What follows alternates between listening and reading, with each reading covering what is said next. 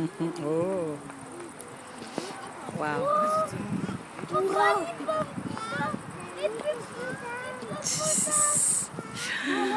Énorme. Ça fait longtemps que j'avais pas vu ça. Oui, moi aussi, mais jamais. Elle est toujours dans l'eau, moi. Waouh, c'est trop beau. Maintenant, elle va, ouais, elle va, voilà.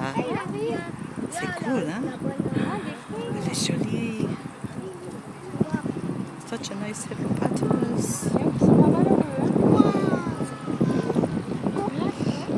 Ouais, maman, vas-y, prends une photo. S'il tombe là. On va Alors, bonjour à tous, bienvenue au parc zoologique de Fréjus et bienvenue en terre africaine, cette fois-ci après les éléphants en Asie. Donc face à vous, c'est une femelle, elle est âgée de 22 ans, elle se prénomme Milka, et oui, drôle de nom pour un hippopotame. Donc je viens de vous le dire, on le trouve en Afrique le long des fleuves, ce qui leur vaut le surnom de chevaux des rivières.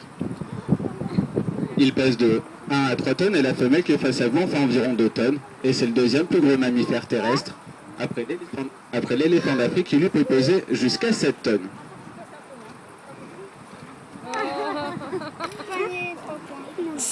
Alors l'hippopotame est un animal nocturne, il est également herbivore, il va donc sortir le soir de l'eau pour s'alimenter, où il va aller brouter jusqu'à 40 kg d'herbe, donc c'est très peu par rapport à son poids et à sa taille, tout simplement du fait qu'il va rester toute la journée dans l'eau à ne rien faire.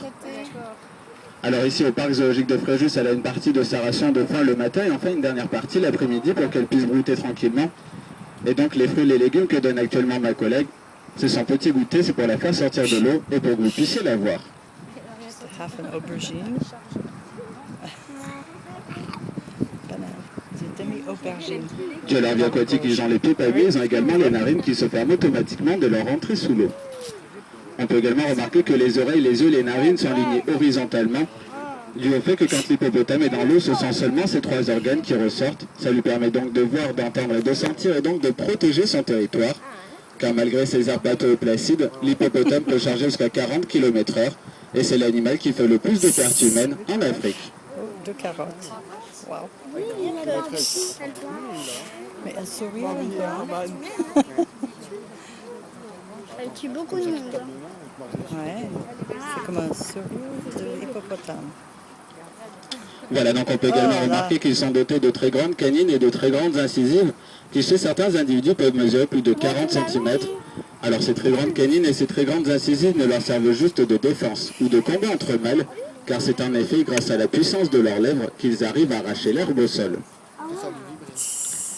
Alors les hippopotames sont dotés du même nombre de dents que n'importe quel herbivore, c'est-à-dire qu'ils ont des grandes plaques de molaires au fond de la gueule, je ne sais pas si vous les voyez.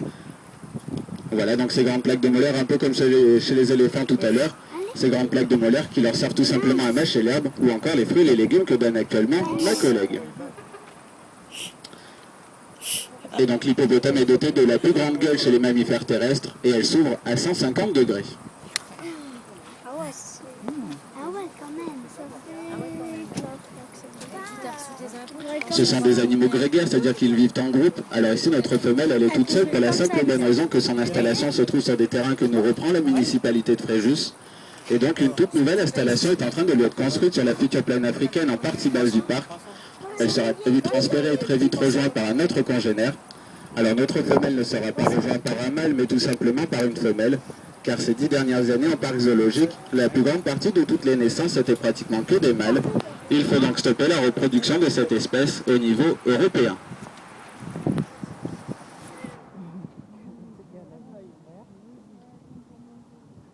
Côté reproduction, justement, après 6 à 8 mois de gestation, la femelle va donner naissance de 1 à 2 petits. Et quand la femelle va donner naissance à 2 petits, elle a l'opportunité d'en élever qu'un seul. Elle va donc tuer le deuxième.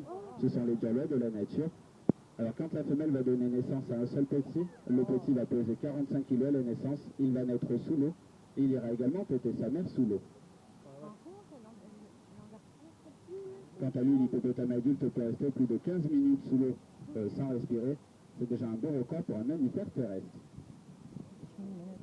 Alors en parlant d'apnée, justement, les hippopotames vont très peu nager sous l'eau, ils vont plutôt marcher, et ils vont marcher sous l'eau à une vitesse de 8 km/h. Alors 8 km/h, ça correspond à la vitesse de certains de nos nageurs français lors des derniers Jeux Olympiques de Londres.